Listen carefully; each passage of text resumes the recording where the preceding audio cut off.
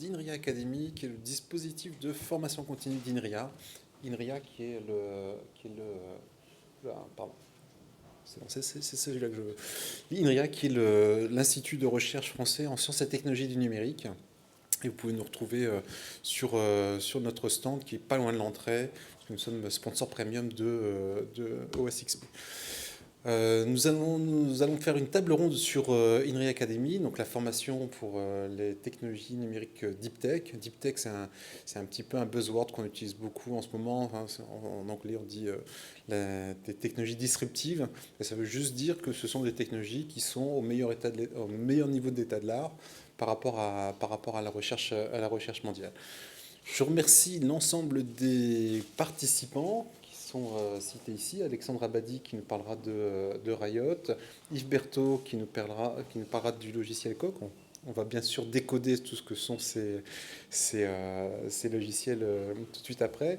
Gilles Boeuf qui est de la société Ayrton qui nous parlera également de Riot, ainsi que Stéphane Ducasse qui nous parlera de Faro, et enfin Hugo Talbot qui nous parlera de Sofa. Donc vous avez des Parisiens, des Sophipolitains, des Strasbourgeois et des Lillois qui sont parmi nous, puisque INRIA est un institut national avec 8 centres. Je ne vais pas faire l'exercice de toutes les citer dans l'ordre de création. Et avant de donner la parole à nos panélistes qui nous présenteront ce que sont les logiciels en question, je vais vous faire une courte présentation de ce qu'est INRIA Academy, qui est un dispositif pour la formation des entreprises. Ce n'est pas un organisme de formation initiale où on va former à un master ou à une licence. Ce que je disais tout à l'heure sur le stand pour plaisanter, on prend des gens déjà formés, c'est tout de suite plus simple. Donc on prend plutôt des ingénieurs confirmés ou des docteurs en sciences qui ont besoin de se former sur une spécialité. Et on met ce dispositif de formation à destination d'entreprise au service de l'impact des stratégies d'accélération dans le numérique. Alors, les stratégies d'accélération, ça tombe bien, on a eu une actualité hier, puisque la deuxième phase du plan intelligence artificielle a été annoncée hier par Cédric O, Frédéric Vidal et Bruno Le Maire. Donc ça fait partie des stratégies qui sont accompagnées et financées par France Relance. Et donc on a un plan intelligence artificielle, on a un plan sur le quantique, on a un plan sur la cybersécurité, santé numérique, la 5G et le cloud. Pour citer les 6 principales qui nous concernent, il y en a d'autres. Hein. Il y a l'agriculture numérique, il y a le verdissement du numérique, il y en a un certain nombre qui sont comme ça en gestation. Et donc nous, notre conviction, c'est que pour accompagner ce plan de relance qui finance massivement la recherche, pour que ces résultats de recherche puissent venir dans l'entreprise et servir à la reprise économique, eh bien, il faut que ces technologies elles soient appropriées par les entreprises. Et donc, on pourrait rêver que nos logiciels soient enseignés par défaut dans toutes les grandes universités, ce qui est un peu le cas, hein, puisqu'il y en a quand même des logiciels qui sont repris dans des cursus internationaux. Mais on n'est jamais mieux servi que par soi-même. Et donc, on prend à bras le corps le fait d'aller former les ingénieurs, les docteurs, enfin les ingénieurs et les chercheurs des entreprises aux technologies numériques qui sont issues des équipes de recherche d'INRIA. Pour ça, on décline on a 4 gammes de produits. Donc là, vous avez 5 items, hein, parce que le dernier item, c'est répondre aux besoins des entreprises. Donc ça, c'est la formation sur mesure. Mais les 4 gammes qu'on propose par défaut, qu'on propose, c'est d'abord comprendre les enjeux du numérique. Donc ça, c'est plutôt des modules qui sont à destination des dirigeants et des managers, parce que pour que le numérique puisse venir dans l'entreprise, que le numérique soit une préoccupation dans l'entreprise, mais il faut sensibiliser les dirigeants, il faut que les dirigeants fassent les bons choix au bon moment, parce que souvent faire un choix technologique, c'est difficile de revenir en arrière, et donc avoir une sensibilisation des dirigeants, ça nous permet d'accélérer cette transformation numérique des entreprises. Donc là, j'en parlerai tout à l'heure, et je remercie Anne-Céline Lambal qui nous accompagne qui a investi sur ce sujet-là. La deuxième gamme de produits, c'est connaître l'état de l'art dans le numérique. Là, c'est typiquement destination des chercheurs. Vous voulez connaître l'état de l'art par rapport à un domaine particulier. Je pense au quantique, par exemple. C'est quoi l'état de l'art par rapport à... C'est quoi l'informatique quantique aujourd'hui? C'est quoi la réalité? Quels sont les avenirs à court, proche, à moyen terme ou à long terme? Donc ça, c'est quelque chose qu'on peut décliner également. La troisième gamme de produits, c'est la reconversion. Il y a un certain nombre de domaines où on sait qu'on a massivement besoin de compétences. Je vais citer deux domaines particuliers, l'intelligence artificielle et la cybersécurité, par exemple. Et là, on prend des gens qui sont déjà informaticiens, par exemple, et on va les former pour devenir data scientist, pour devenir spécialistes en cybersécurité. Enfin, la troisième gamme, c'est sur maîtriser les technologies numériques. C'est ce dont on va parler plus tôt aujourd'hui, qui sont formés à l'utilisation de logiciels, donc qui sont développés dans les équipes de recherche d'INRIA et de nos partenaires. Et donc, ce sera l'objet des logiciels dont on va parler aujourd'hui. Et je remercie Olga Kieffer qui est très mobilisée sur ce sujet-là. Parce que ça, c'est notre pilote. Si vous regardez le site web d'INRIA Academy aujourd'hui, inria-academy.fr, vous ne trouvez que cette gamme-là. Vous trouvez uniquement la gamme sur les logiciels, notamment open source, parce qu'ils sont tous diffusés en open source. Et on a des choses en intelligence artificielle. On n'en parlera pas aujourd'hui avec Scikit-learn. Scikit-learn, c'est le troisième logiciel open source le plus utilisé au monde. Prix de l'innovation INRIA. On a des millions d'utilisateurs. Alors, un exemple que je donne souvent, c'est si vous connaissez OVH, on connaît tous OVH, les 20 000 équipements réseau d'OVH sont monitorés par des algorithmes qui tournent en Scikit-learn. Santé numérique, on va en parler avec Hugo Talbot, avec SOFA. Internet des objets, on va en parler avec Alexandre et Gilles sur le système d'exploitation adapté à l'Internet des objets. Preuve par logiciel, on en parlera avec Yves tout à l'heure sur l'assistant de preuve logiciel Coq. Et génie logiciel, on en parlera avec Stéphane Ducasse sur Faro, qui est un langage de programmation et également un environnement d'exécution dédié. Quelques indicateurs, voilà, c'est juste pour dire que on a 1 millier de personnes qui ont été formées en 2020. On sera un petit peu au-dessus pour 2021. Je n'ai pas encore consolidé les chiffres. Mais donc disons que c'est quelque chose qui est lancé. Vous voyez les chiffres, là, 92% au niveau débutant, on a 8% donc au niveau intermédiaire et expert. Et je ne sais pas pourquoi, parce qu'on parle beaucoup d'intelligence artificielle en ce moment, mais c'est quand même aujourd'hui majoritairement en intelligence artificielle.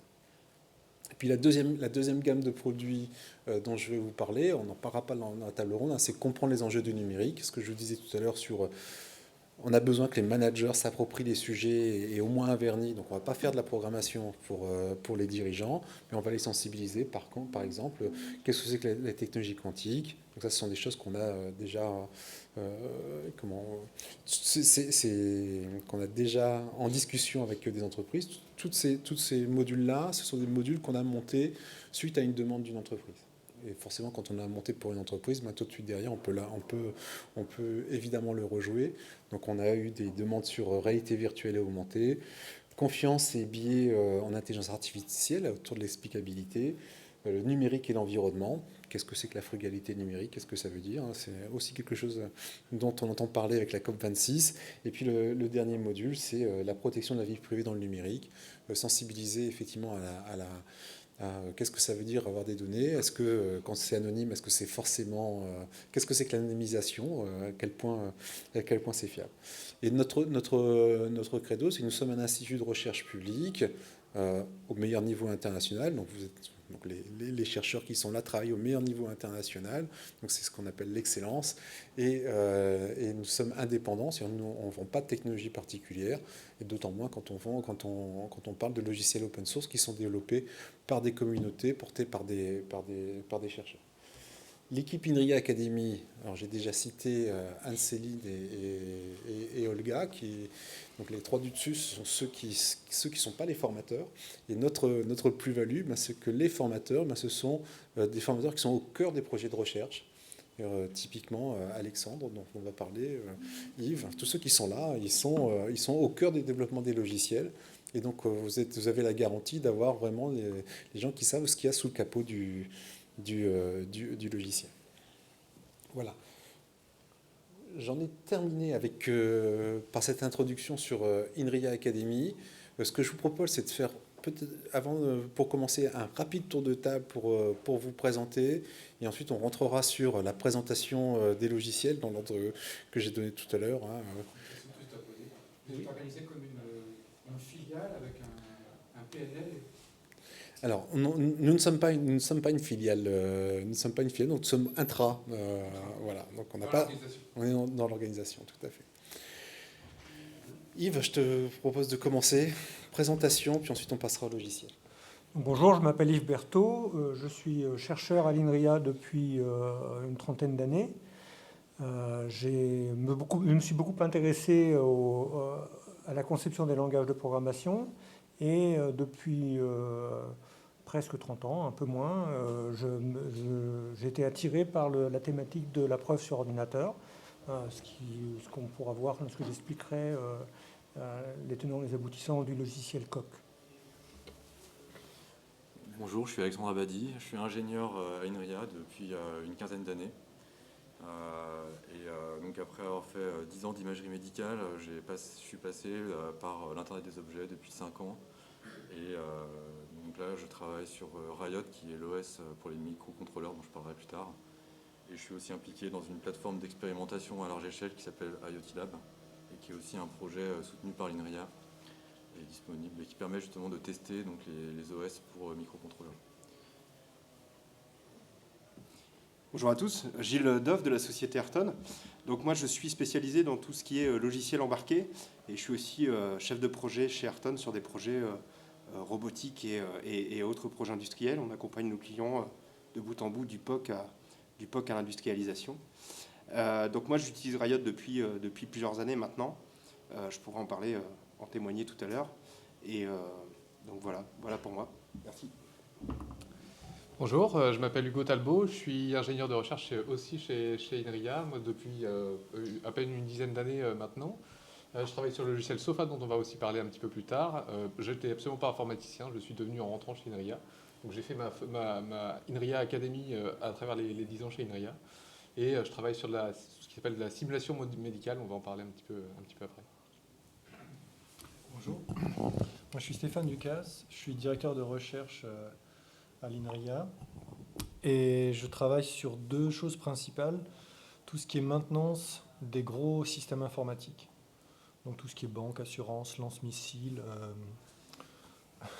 oui, on a travaillé sur des lance-missiles, et d'un autre côté sur tout ce qui est quels sont les langages qu'on aimerait utiliser dans le futur. Donc voilà. Très bien. Merci beaucoup pour cette présentation. Ce que je vous propose, c'est de passer à la présentation des logiciels open source dont on parle. Donc, présentation des logiciels, des exemples d'applications. Et puis aussi, ce qui nous intéresse, c'est pourquoi est-ce que vous avez choisi le logiciel open source et pourquoi vous trouvez intéressant de proposer finalement une formation via INRIA Academy. Donc, Yves, on commence par Coq. Qu'est-ce que c'est que Coq ? Donc, le logiciel Coq est un logiciel qui cherche à répondre à la question comment peut-on être sûr que les programmes qu'on a développés vont faire ce pourquoi ils ont été développés. Et donc, le langage est conçu pour contenir à la fois la partie programmation, en évitant les écueils usuels de programmation difficile lorsqu'on utilise des niveaux d'abstraction trop faibles, et à la fois la possibilité de mettre dans les mêmes documents les programmes qui expliquent comment on va faire et les spécifications qui vont expliquer pourquoi ça répond à la question qu'on s'est posée. Et aussi pourquoi on est certain que le programme ne va pas se comporter de façon négative. Alors je suis un peu désolé parce qu'il y a beaucoup de double négation dans ma façon de parler et c'est très simple, c'est parce que ce qu'on veut vraiment avec le logiciel, c'est qu'il ne fasse pas de bêtises. Et ne pas faire de bêtises, c'est une double négation. Donc le logiciel peut demander de temps en temps qu'on utilise comme garantie de bon fonctionnement des arguments mathématiques qui peuvent être arbitrairement complexes. Et ils sont tellement complexes qu'on sait, après avoir fait les études suffisamment avancées, que la résolution automatique des problèmes n'est pas possible. Et donc on est obligé d'avoir un logiciel dans lequel l'opérateur humain joue à la fois au moment de déterminer quel algorithme on va utiliser, mais aussi au moment d'expliquer quelles sont les justifications. Et donc c'est le parti pris du logiciel Coq que d'avoir cet aspect interactif à la fois au moment de programmer et au moment de vérifier que le programme fait ce qu'on veut. Et comme il y a cet aspect interactif, il y a beaucoup de... C'est assez intensif en manpower, et donc il y a une grande nécessité, pour éviter d'être écrasé par la charge, il y a une grande nécessité de réutiliser des bibliothèques qui sont communes à beaucoup de besoins. Et donc, le modèle open source est parfaitement adapté pour ça, puisqu'on veut qu'autour du langage de base se construise une grande communauté d'intérêts communs, avec une grande bibliothèque de solutions pour différentes catégories de problèmes, donc qui vont du calcul numérique d'un côté au calcul distribué de l'autre, aux propriétés mathématiques en topologie parfois, ou en analyse, ou en combinatorique, ou en, excusez-moi pour le néologisme, ou en algèbre. Et donc tous ces éléments-là, on veut être capable de les relier. Pour pouvoir faire ça, il faut réussir à réunir une très grande communauté d'utilisateurs. Et c'est là que l'aspect open source est important. C'est tous ces utilisateurs sont heureux de participer à ce travail collaboratif parce qu'ils savent qu'ils vont pouvoir réutiliser des travaux qui ont déjà été effectués et ils vont pouvoir y contribuer également. Donc on a un très gros effort aussi autour du logiciel Coq pour développer cette communauté d'utilisateurs et en maintenir le dynamisme sur le long terme. Combien de personnes dans la communauté aujourd'hui? On se dit en millions. Hein.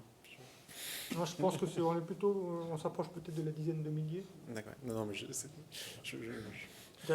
c'est un logiciel qui demande beaucoup d'investissement et donc on ne fait pas ça comme un petit projet sur le côté. Souvent, on a tendance à avoir besoin de s'investir beaucoup et donc on ne va pas attirer les mêmes types de publics que pour de la photo, par exemple. C'était évidemment une boutade. J'avais l'ordre d'idée du nombre d'utilisateurs. Et un exemple d'application industrielle?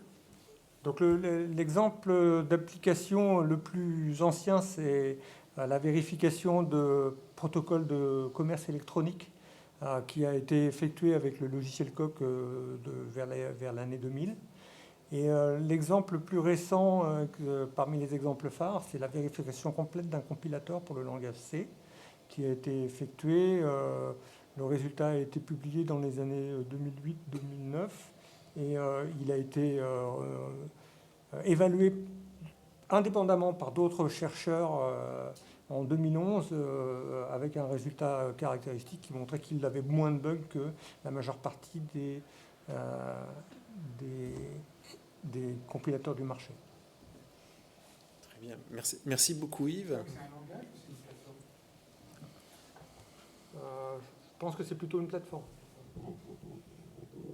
Dans le domaine-là, je me rappelle, il y avait le langage B pour il y avait des préconditions, post-conditions. Est-ce que ça ressemble à tout ça? Non, je sais pas. Exactement.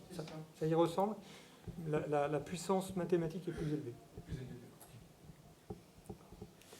Merci beaucoup. Hugo, pour Sophar. Oui, merci. Donc, Sophar, c'est un logiciel qui a démarré déjà autour des années 2006. Donc, je portais plus de couches, mais pas très loin à cette époque-là. Donc, j'ai pas pris la décision de le mettre en open source. J'étais pas impliqué dans le projet à l'époque. Pour autant, dès le départ, en fait, ça a été un projet logiciel. Donc, Sophar, je répète, c'est ce qu'on fait de la simulation avec Sophar. Et on l'utilise beaucoup dans le médical. c'est ce qu'on appelle un moteur physique. Un moteur physique, c'est quand on va faire des calculs pour voir comment quelque chose évolue dans le temps et notamment comment il bouge et comment il se déforme. Et un outil comme ça, plusieurs équipes, dès le départ, en avaient un besoin chez INRIA. Il y en avait 3 à l'époque, il y en a 5 aujourd'hui. Et ce besoin, du coup, de partager déjà entre plusieurs équipes, il a rendu la décision de rendre le logiciel open source assez directe dès le départ du projet. Après, en réalité, l'intérêt de l'open source, il est celui que Yves a décrit, c'est que derrière, on veut une plateforme qui soit à l'état de l'art, on veut une plateforme sur laquelle que les gens s'approprient, et puis avec laquelle ils puissent faire leurs recherches, développer des produits si ce sont des entreprises. Pour ça, pour le coup, une licence, on va dire un logiciel libre, était assez idoine pour avoir de la science ouverte, d'une part, et d'avoir de l'innovation de l'autre côté, parce que un logiciel ouvert ne veut pas dire qu'on ne fait pas d'innovation. On peut très bien avoir des parties du code qui sont ouvertes, d'autres qui sont privées. Et c'est ce modèle de ce qu'on appelle open core que suit Sofa. Et donc voilà, pour dire que sur la partie licence, je n'étais pas impliqué au départ pour autant, et d'ailleurs je n'étais pas sensibilisé à l'open source, et j'en suis un fervent convaincu aujourd'hui. Peut-être vous donner un exemple de ce que faisaient ces fameuses 3 équipes au tout départ, et puis ça a un petit peu évolué avec le temps, avec Sofa. J'imagine que vous avez tous soit joué, soit vu vos enfants ou des amis jouer à des jeux vidéo. Un jeu de cow-boy, par exemple, on va tirer dans quelqu'un, ce quelqu'un va se faire déchirer son manteau ou, au pire, la balle va traverser le bonhomme. Il y a quelques années, c'était quelques pixels qui bougeaient. Aujourd'hui, on va vraiment voir le corps ou le tissu bouger, se déformer, se déchirer. Ce genre de calcul, c'est de la physique, c'est ce que fait Sofa. Nous, on l'applique beaucoup au corps humain. Je vous parlais d'une balle qui traverse un corps. Alors on ne tire pas sur l'ambulance ni sur les patients, mais au contraire, le but, c'est de modéliser le corps humain avec Sofa. Ça, c'est une des grosses applications. En ce moment, une deuxième application, et il y a des exemples ici sur différents stands, c'est la robotique. Parce que les robots vont venir interagir avec des choses qui se déforment, des choses du monde réel, voire même des robots nouvelle génération qu'on appelle des robots complètement déformables, faits avec du silicone et ce genre de choses. Donc à nouveau, la connaissance de comment un objet avec ses propriétés se déforme a une importance. Voilà ce qu'est Sofa. D'ailleurs, je glisse le nom du site si jamais ce que je dis n'est pas clair. Ça s'appelle Sofa-6 pour le dire à l'ancienne manière, sofa-framework.org. Voilà, peut-être un exemple pour illustrer un petit peu ce qui a pu être fait avec Sofa. Je vais vous en donner 2. J'ai parlé du médical, donc je vais parler du médical aussi dans les applications. On a créé une entreprise, à nouveau, je n'ai pas été impliqué, mais j'étais déjà par contre maintenant autour de Sofa en 2012, qui vise à utiliser Sofa, faire de la simulation médicale, et ils en ont fait un simulateur hyper réaliste pour modéliser notamment l'œil humain. Et le but est de permettre avec ce simulateur, tout comme un peu pour un jeu vidéo, sauf que ça n'a rien d'un jeu en l'occurrence, c'est entraîner des chirurgiens dans les pays du tiers-monde à pratiquer un geste, un seul, suffisamment d'heures pour pouvoir derrière passer sur le patient.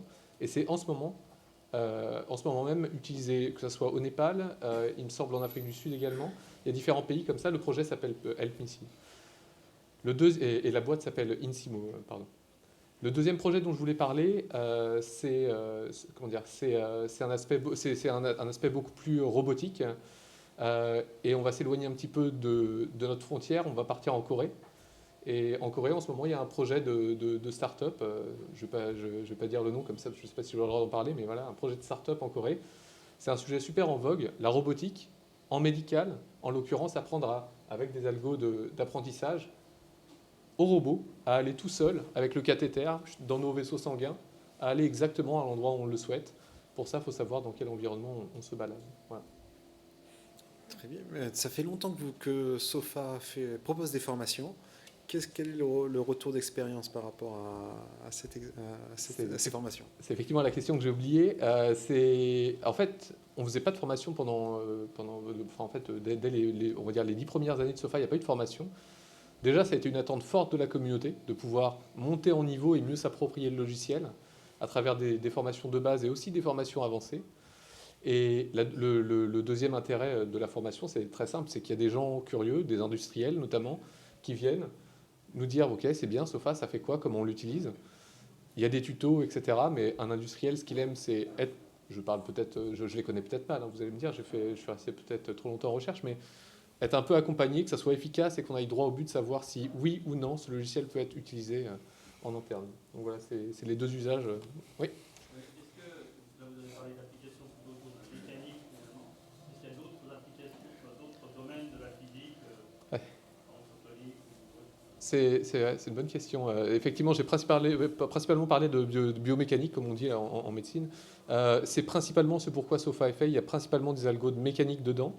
Il y a des algos de diffusion et de réaction-diffusion. Donc on va trouver des choses un peu proches de tout ce qui est thermodynamique, concentration d'ions, etc. Par contre, des choses sur de la photonique, et vous n'êtes pas le premier à me demander, on n'en a jamais encore fait. On fait un peu d'électromagnétique maintenant, mais c'est balbutiant. Ça commence, mais malheureusement pas de photonique. Merci. Mais comme c'est open source, on peut proposer de modules pour Tout à l'intégrer. fait. L'API est tout à fait disponible pour ça. Une question, parce que je suis le MOOC sur Faro, là, qui est d'ailleurs très bien fait sur Faro. Est-ce qu'il y a la même chose, un MOOC aussi existant pour SOFA? Alors, on n'a pas de MOOC au sens MOOC du terme. On a des tutoriels qu'on a déjà mis en ligne. C'est à vrai dire vraiment faire des MOOC du coup peut-être plus courts que des formations, mais sur des sujets plus précis. Et c'est quelque chose qu'on souhaitait, que je souhaite faire autour de SOFA. C'est pas encore existant. S'il y a des besoins spécifiques, il ne faut pas hésiter à me guider parce que ça pourrait être. Je serais heureux de faire ça rapidement. Voilà. Merci. Merci beaucoup pour la transition, puisqu'on va parler de Faro, Stéphane. Bon alors, oups. Pour ceux qui ne connaissent pas Faro, parce qu'il y a au moins Donc une Faro, personne Faro, qu'est-ce que c'est? En fait, c'est un langage de programmation. Et c'est aussi un IDE, ça veut dire un ensemble d'outils pour pouvoir développer, débugger tout le cycle de vie du logiciel. Faro, sa spécificité, c'est que c'est un système vivant. En fait, votre programme, la manière dont vous allez interagir avec votre programme, c'est pas du tout une manière traditionnelle. Dans Faro, on ne code pas dans un fichier. On écrit des classes, mais elles ne sont pas dans des fichiers. Bien sûr, elles sont sauvées dans des fichiers, mais en fait, vous en foutez. Et l'idée, ce qui est vraiment très important, c'est d'arriver à avoir le plus rapidement du retour. Donc Faro, il y a cette boucle vertueuse. Donc l'idée, pour vous donner une métaphore, c'est imaginer que vous allez... En général, quand vous programmez, vous écrivez sur un tableau noir, vous ne savez pas ce qu'il y a derrière le tableau. Vous avez des langages où vous allez pouvoir voir ce qu'il y a à l'intérieur du langage. Donc vous allez pouvoir avoir une interface réflexive. Là, c'est vous êtes devant un aquarium et puis vous voyez des poissons. Vous dites, t'as vu, il y a un poisson. Faro, vous êtes en train de nager avec les poissons. C'est vraiment ça la métaphore. C'est que vous allez interagir de manière très intime avec votre système. Et du coup, vous allez avoir un retour qui est très très rapide et qui est contextualisé. Ça veut dire que vous allez avoir le maximum d'informations pour pouvoir faire votre tâche. Donc nous, dans Faro, il se trouve qu'on code souvent dans notre débugger et on va des fois tout faire dans notre débugger parce que le débugger, c'est l'endroit du système où on a toute l'information. On a des objets qui sont instanciés, donc qui existent, et on va pouvoir interagir avec eux comme si vous alliez toucher un poisson. C'est exactement la même métaphore. Donc maintenant, l'intérêt de Faro, c'est de pouvoir... donc il y a une syntaxe qui est super simple, tiens, sur une carte postale. Donc vous avez l'idée, c'est d'éliminer la complexité accidentelle. La complexité accidentelle d'un système, c'est tout ce que vous devez apprendre parce que le système vous le force à le faire et qu'en fait, vous en avez rien à foutre. Donc dans Faro, vous avez une syntaxe qui tient sur une carte postale. Vous pouvez comparer avec les autres langages pour voir ce que ça peut donner en termes de complexité. Et du coup, ce que les gens font, parce que nous, on fait Faro depuis 2008, mais ce qui est intéressant, c'est de voir ce que les gens font avec. En fait, ils vont modéliser des systèmes complexes. Donc quand je parle d'un système complexe, par exemple, il y a une société qui s'appelle Lifeware, qui est en Suisse, Luxembourg, qui fait des gestions de portfolios d'assurance vie en forme blanche, qui va les revendre à d'autres sociétés. Eux, ils ont 30 millions de lignes de code. Donc ils savent représenter tout un énorme business et pouvoir récupérer, par exemple, des business d'assurance françaises et de les modéliser avec ce système-là. Il y a une autre société, par exemple, qui est canadienne. Elle, qu'est-ce qu'elle fait? En fait, elle a modélisé une partie des piles de nos téléphones portables. Donc, en fait, d'après ce que j'ai compris, ce qu'ils font, ils sont capables d'offrir des services sur les bateaux en Islande pour que les gens appellent chez eux avec leur téléphone, avec un système qui est entièrement écrit en Faro qui va permettre de... Ça s'appelle Home Relocation, donc je ne sais pas exactement ce que ça veut dire, mais de pouvoir retrouver, de tracer, ah oui, quand je dois appeler, on doit retrouver la route. Et sinon, dans un espace qui est complètement différent, vous avez des gens chez Thales, il y a des business units, il y a une business unit chez Thales qui fait du requirement engineering pour l'armée et pour, par exemple, l'équipement d'avions de surveillance. Donc là, ce qu'ils vont faire, ou ils font aussi le maquettage pour les interfaces graphiques dans les sous-marins. Donc eux, ce qui est très important pour eux, c'est cette notion de feedback. En fait, ils vont faire des interfaces graphiques qui sont spécialisées pour les gens qui sont, par exemple, dans les avions de surveillance maritime. Donc, en fait, souvent, ils font un prototype qui va faire la moitié de cette salle, où ils recréent une carlingue. Dedans, ils vont mettre des pupitres avec Faro qui tourne, qui fait une simulation, et ils vont filmer les gens, les opérateurs, qui sont souvent des vraies équipes, qui viennent, qui vont interagir avec le logiciel pour savoir, oui, bon, bah, c'est OK, la personne peut vraiment faire sa tâche. Donc, ils ont des simulateurs avec des bateaux sur la mer et ce genre de choses. C'est un système distribué. Et après, une fois qu'ils ont fait ça, donc ils ont cette phase de ce qu'on appelle de... En fait, ils vont cristalliser un cahier des charges. Et un cahier des charges qu'on ne pourrait pas faire de manière textuelle. Ah oui, tiens, tu vas mettre un bouton ici. Donc, ils vont filmer les gens. Ils vont pouvoir aussi mettre à jour le système pendant que les gens sont en train de faire la simulation. Parce qu'en fait, eux, ils ne font pas l'entièreté du système. Ils font les scénarios qu'ils pensent qui sont probables. Donc ça, je pense que c'est du développement. Ils doivent faire des fois 2 ans de développement pour faire leur prototype et pouvoir voir est-ce que les équipes vont être capables d'interagir correctement. Et des fois, ils me disent, des fois, il se trouve que l'opérateur, lui, ne savait pas qu'il ne fallait pas cliquer sur le 3e menu et il y a une erreur qui va arriver parce que l'idée, c'est que ce sont des prototypes et donc ils vont le changer à chaud. Et en fait, ils ne peuvent pas recommencer leur simulation parce qu'en fait, leurs équipes, elles viennent une journée faire un test et puis après, elles partent. Donc, de ce point de vue-là, nous, Faro, on a eu la décision depuis le jour qu'on a créé Faro, on voulait qu'il soit open source pour que les gens puissent faire du business avec. Notre objectif, ce n'est pas juste de faire un langage, il y en a plein des langages, il y en a plein Internet. On voulait que ça soit un langage vraiment que les gens... Toute la pile de Faro et MIT, donc c'est la licence la plus permissive des licences open source. Vous pouvez prendre et faire votre propre Faro, faire une compétition avec nous, ce que vous voulez. Donc, et l'idée, c'était que les gens puissent vraiment avoir une pile entière, parce que Faro, je ne vous ai pas dit, mais Faro, il tourne sur 11 systèmes d'exploitation, avec 2 architectures 32 bits, 64 bits, et Intel et ARM maintenant. Donc l'idée, c'est que vous n'avez pas juste un langage, parce qu'un langage, ce n'est pas un truc éthéré comme ça qui vole. Vous avez le système d'exécution du langage qui vient avec et qui lui aussi est open source et qu'on maintient. Donc nous, on a fait ça aussi parce que moi, j'avais envie qu'on soit une communauté de personnes qui puissent programmer ensemble. Et donc nous, l'intérêt qu'on a, c'est qu'on a une centaine de contributeurs dans le monde entier qui nous envoient des fixes, on a des sociétés qui nous donnent des morceaux, qui nous ont dit « Tiens, votre serveur HTTP, il est nul, est-ce que vous voulez le nôtre ?» On a dit « Bah oui, merci, parce que c'est emmerdant de devoir coder un serveur HTTP, par exemple. » Donc l'open source, on est très fan, et c'est aussi une vision de société. Donc pour la formation, par exemple, on a un MOOC, et bientôt il va y avoir un autre MOOC super cool, encore mieux que le premier. Donc il y a un MOOC, si vous allez sur mooc.faro.org, le truc marrant, c'est que en fait, Faro, vu que ça tient sur une carte postale, en général, nous, on n'enseigne pas. On dit aux étudiants, vas-y, tu prends, tu le lis, puis en 15 jours, c'est bon, tu sais. Les fautes que tu vas faire, ce n'est pas des fautes Faro, c'est des fautes objets, ce qui est autre chose, ce qui est le paradigme objet qui est plus compliqué. Et on a les témoignages, et les témoignages, ils sont assez marrants. Je vais vous en citer 2 de témoignages. Donc, il y a un gars qui nous dit, ouais, voilà, moi, j'ai 20 ans d'expérience en développement logiciel, et en fait, je me suis rendu compte, en suivant ce MOOC, que je n'avais pas compris la programmation objet. Il y en a un autre qui nous a dit moi je suis un programmeur ABAP et j'aimerais bien me réincarner dans un programmeur Faro dans une autre vie, donc celle-là elle était rigolote. Et le dernier là c'était un étudiant qui nous dit tiens, j'ai longtemps hésité à faire le MOOC Faro et finalement je me suis rendu compte que je pensais que je codais objet mais en fait je codais pas objet. Donc dans notre MOOC en fait vu que Faro est relativement simple, on a les 2 premières semaines c'est sur la syntaxe et les trucs bêtes. Et après, on a sur les choses qui sont essentielles dans tous les langages de programmation objet. Donc du coup, les gens peuvent suivre. Vous pouvez investir sur Faro et vous dire, je ne coderai pas de manière professionnelle dedans. Mais par contre, Moi, le parti pris que j'ai, c'est qu'une fois que vous aurez fait le MOOC Faro, vous coderez jamais plus pareil en objet. Donc c'est un peu prétentieux, hein, mais c'est la réalité. Donc voilà. J'ai répondu à toutes les questions. Tout à fait. Pardon. Mais je vais te tendre une autre perche. Ouais, vas-y, En, dis-moi. en termes de système critique, parce que Faro, non seulement c'est facile à utiliser, ça a plein de bonnes propriétés, mais en plus, il est robuste. Ouais, c'est vrai, on peut dire ça. On a des bugs, hein, comme tout le monde.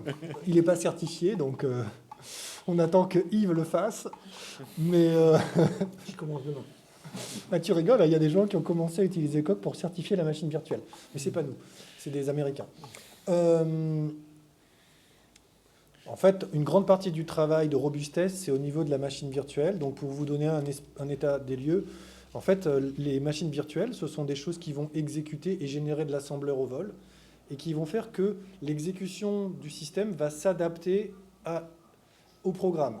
Donc il y a un programme, en fait, naïvement, on pourrait dire, bah, tiens, on a plein de mémoire, on va prendre le programme et on va générer plein d'assembleurs parce que ça va vite. Oui, sauf que dans la réalité, on a un espace contraint, donc on a peu d'espace pour de l'assembleur parce qu'il faut garder de la mémoire pour les autres choses. Donc qu'est-ce qui va se passer? Le système va dire, moi, en fait, à l'exécution, je vais m'adapter et je vais compiler que certaines fonctions qui sont les plus utilisées pour optimiser. Mais ça va dépendre de votre programme. Donc ça s'appelle des just-in-time compilers. Donc vous avez ça dans Java, dans tous les langages modernes qui se respectent avec un peu de pognon, parce que ça demande de l'argent, hein, parce que ça veut dire qu'on génère de l'assembleur pour chaque plateforme dédiée. Donc c'est un coût. Et donc cette expertise-là, on ne l'avait pas en France. Donc ça fait 2 ans qu'on a décidé qu'on devait devenir bon là-dedans. Avant, la machine virtuelle de Faro était développée par des Américains, et on a décidé que non, maintenant c'était nous. Dans l'histoire, c'est que quand on a pris la possession de la machine virtuelle, il y avait 0 test. Maintenant, on en a 3000. Donc ça nous permet d'améliorer la robustesse du système, etc., etc. Donc on a fait des progrès pendant le Covid.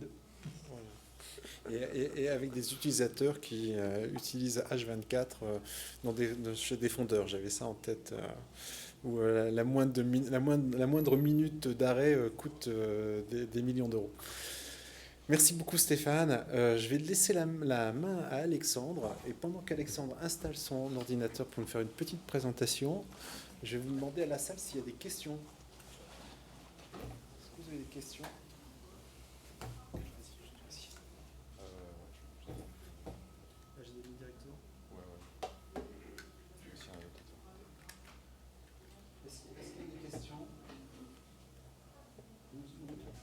Nous avons un stand tout à l'heure, il y a des démonstrations qui sont prêtes, et on est bien sûr à votre disposition pour répondre à toutes vos questions. Je pense qu'on a vu dans la salle. Quand est-ce que sort le prochain MOOC Faro? Un teaser, un bon teaser.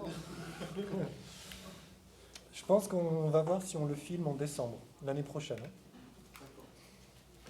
Donc mais s'il y a des gens qui veulent bêta tester, on peut voir plein de trucs.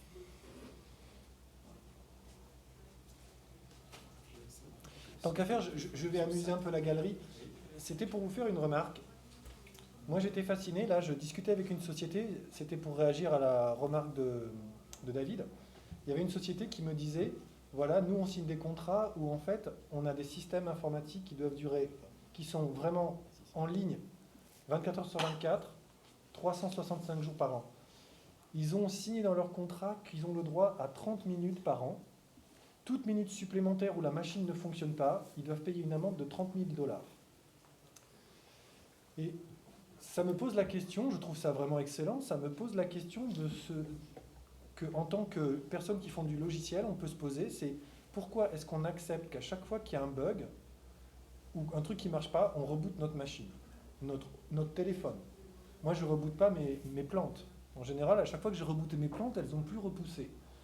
Et en fait, pour le logiciel, on est là, vous allez voir, à partir de ce moment-là, chaque fois que vous allez dire « Ouais, t'as rebooté, Internet marche plus, machin marche plus, t'as rebooté ?» Pourquoi on accepte cette situation? Et imaginez un monde, on y est presque, imaginez un monde super pollué où les enfants devront porter un masque comme ça. Est-ce que vous devriez, donc dans ce monde fantastique, ce qui serait super rigolo, c'est que les enfants, on ferait que ça comme les Indiens. À 7 ans, on leur dirait, tu as un rite de passage, on va t'enlever ton masque, et tu vas devoir tenir en apnée. Pourquoi? Parce qu'en fait, le truc, quand vous avez un logiciel qui plante, c'est exactement ça. C'est tu fais, mais il ne marche pas, donc je plante. Donc la question fondamentale qu'on peut se poser par rapport au logiciel, c'est pourquoi il ne fonctionne pas et ne peut pas évoluer en continu. Parce que Yves, c'est bien par exemple, il va nous dire le logiciel, il fonctionne. Très bien, il n'y a pas de bug. Mais moi, si vous me donnez une caractéristique d'un logiciel que j'aimerais avoir, c'est qu'il évolue pendant 80 ans, parce qu'après je meurs, donc après on s'en fout. Hein. Mais imaginons que moi j'ai un pacemaker ou un machin pendant 80 ans, je m'en fous qu'il soit certifié à la limite ce que je veux, ça serait bien qu'il soit certifié. Mais surtout ce que je veux, c'est que tout au long de ma vie, il se mette à jour automatiquement sans avoir à le rebooter. Et donc si vous regardez, en fait on est habitué, on a été drogué maintenant, ah ouais, reboot. T'as rebooté?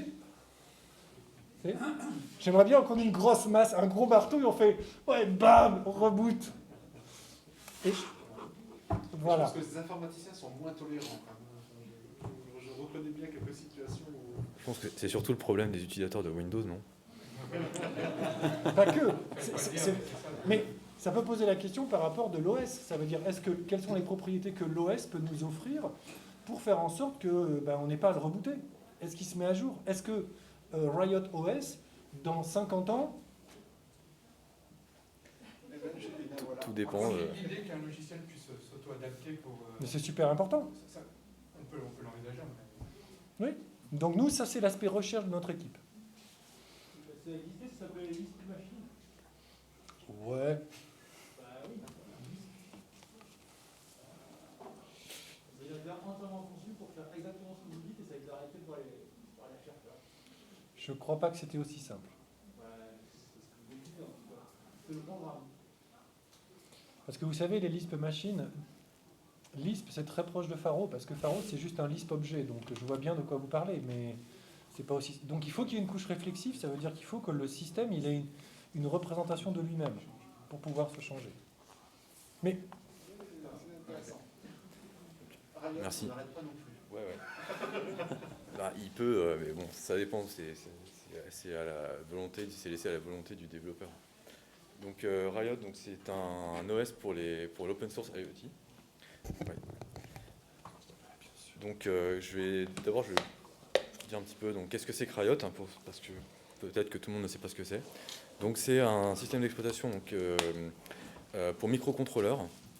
Donc les microcontrôleurs, ce sont des petites puces qui sont très très petites, beaucoup plus petites qu'un microprocesseur, nettement moins puissantes et qui consomment beaucoup moins d'énergie. Et généralement, sur un microcontrôleur, on ne peut pas faire fonctionner un OS type Linux. Donc on a besoin d'autres OS pour les utiliser. Et il y a une architecture micro-kernel qui lui permet d'être extrêmement peu gourmand en ressources mémoire en particulier. Un noyau temps réel et multithreadé. Cet OS il supporte plein d'architectures différentes, 8 bits, 16 bits, 32 bits. Des grands fabricants, donc ARM, AVR, MSP430, RISC-V, Xtensai et d'autres. Et aujourd'hui, il y a plus de 200 cartes du marché qui sont supportées dans l'OS et ça continue d'augmenter régulièrement. Donc c'est un projet qui est open source, qui est hébergé sur la plateforme GitHub avec une communauté très active, j'en parlerai juste après. Donc, ce qui est aussi important avec Riot, c'est son utilisation. Donc, il est très facile à utiliser et à réutiliser. Pourquoi? Parce qu'il utilise des paradigmes de programmation standards, donc c'est du C, mais ce n'est pas des API C qui sont atypiques. En fait, l'idée, c'est de réutiliser donc, les API POSIX au maximum.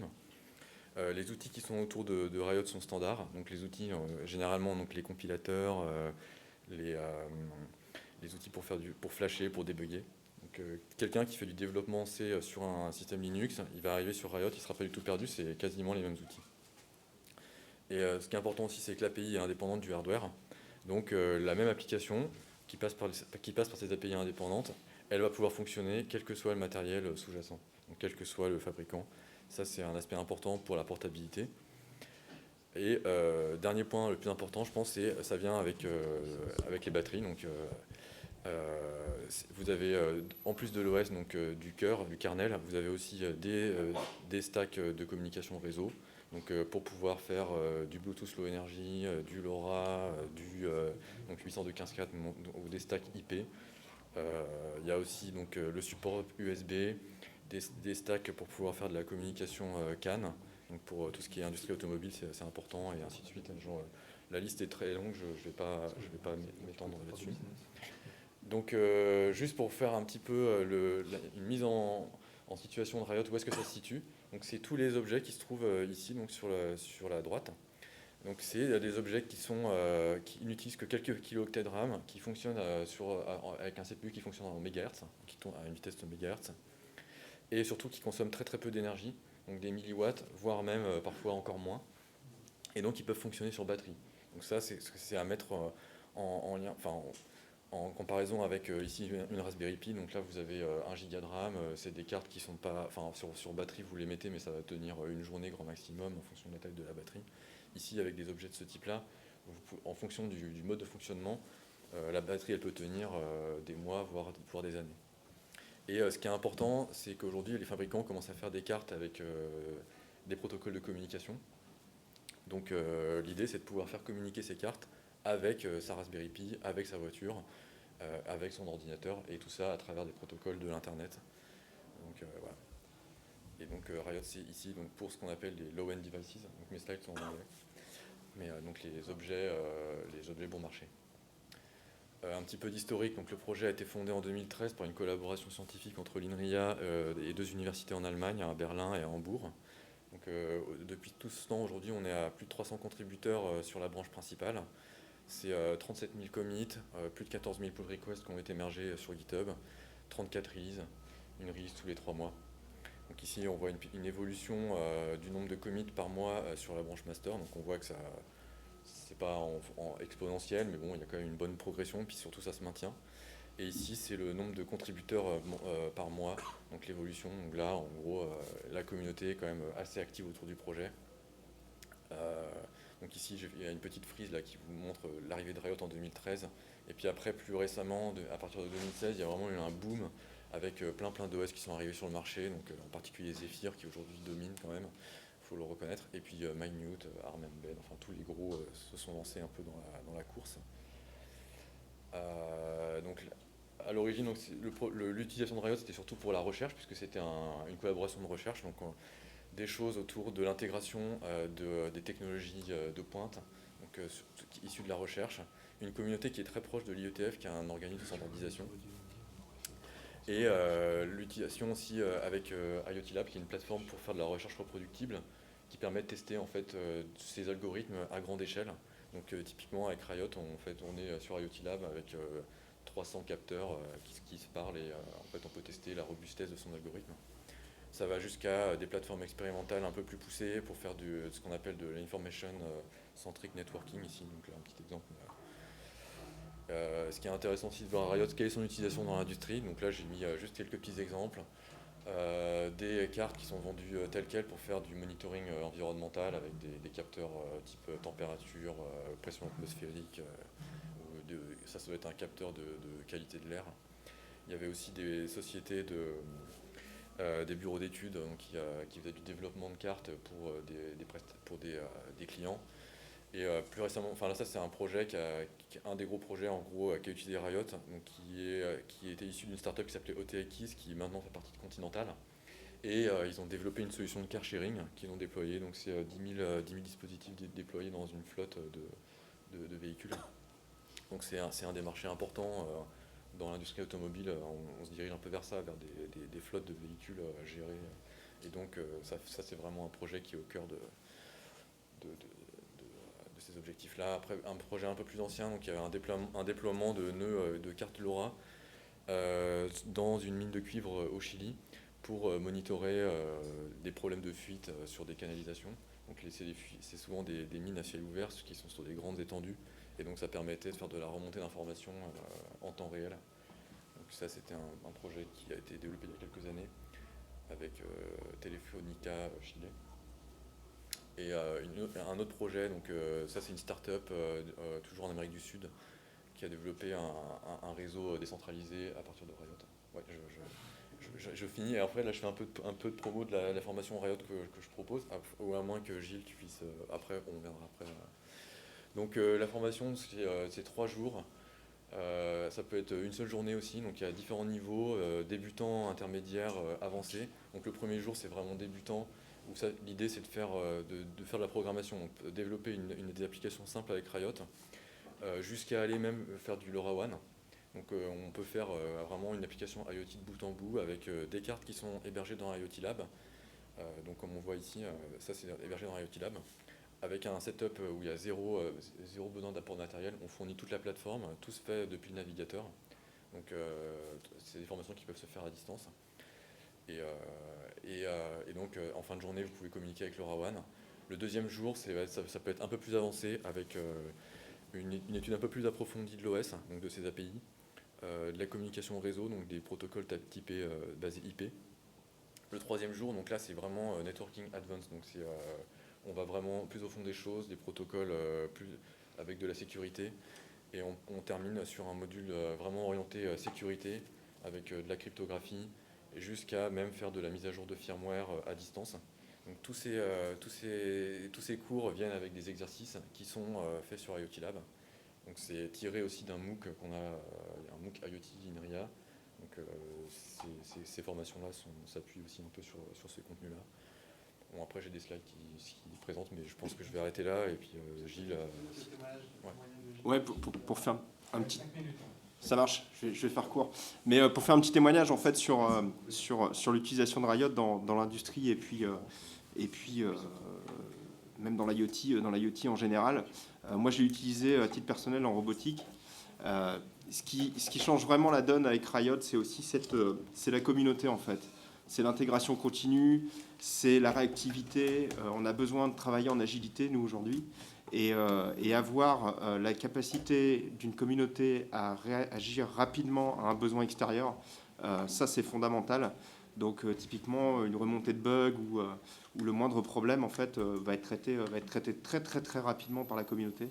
Donc ça c'est un réel plaisir en fait quand vous êtes un industriel et que vous travaillez en agilité. Donc une des grosses forces de Riot, c'est sa communauté. Et puis l'ensemble des outils mis en place, j'entendais parler de tests tout à l'heure, aujourd'hui, quand on parle de plus de 200 boards, toutes les boards et tous les périphériques sont systématiquement testés sur une nouvelle pull request dans une CI qui s'appelle Murdoch, et qui est vraiment très très impressionnante parce qu'on va tester tous les cas possibles de tous les bouts de code applicatifs de tests qui sont présents, vont être croisés sur toutes les boards possibles. Et je sais pas, ça fait plusieurs dizaines de milliers de tests, Alexandre, je crois, hein, c'est ça ? Donc en gros, c'est chaque application, il y a une application de test qui va être compilée pour toutes les architectures, toutes les cartes. Et la combinaison, c'est à peu près 100 000 jobs. 100 000 jobs maintenant, ouais, c'est énorme, c'est complètement énorme. Donc ça donne une vraie garantie sur la qualité de ce qui est livré. Il reste 5 minutes, on prend une question. Et qui est livré en livraison continue. Donc voilà. Merci beaucoup, Gilles. Merci, Gilles. De rien. On a pris une heure. Merci. J'avais une question sur le support du STM32WB pour le BLE en particulier. Et sur est-ce que vous pensez un jour aussi au portage avec MicroPython ? Alors donc dans Riot, sur WB, donc il y a le support Riot sur ce microcontrôleur-là. Par contre, on n'a pas la partie Bluetooth. Donc il y a un ingénieur qui commence à regarder ces aspects-là. Alors il y a... Pardon ? Très je ne sais pas, je ne peux pas le dire. Ensuite, pour MicroPython, il y a du support. En fait, il y a un support MicroPython dans Riot. Donc techniquement, toute carte qui est supportée par Riot peut faire fonctionner MicroPython. Après, ça va être des contraintes de taille mémoire. Donc il y a des cartes qui ont plus ou moins de mémoire et donc certaines qui sont trop limitées pour faire fonctionner. Donc, mais clairement, dans le cadre de la STM32WB, il n'y a aucun souci. Le prochain présentateur arrive. Je pense qu'on va pouvoir applaudir l'INRIA parce que je pense que c'est super intéressant. Et merci beaucoup. Et en plus, ils ont un stand. Je pense que vous pouvez aussi leur poser encore plein de questions. C'est vrai ? Il est juste à la sortie, donc vous ne pouvez pas le louper. Vous allez tout droit, vous allez tomber dessus. Merci. Merci.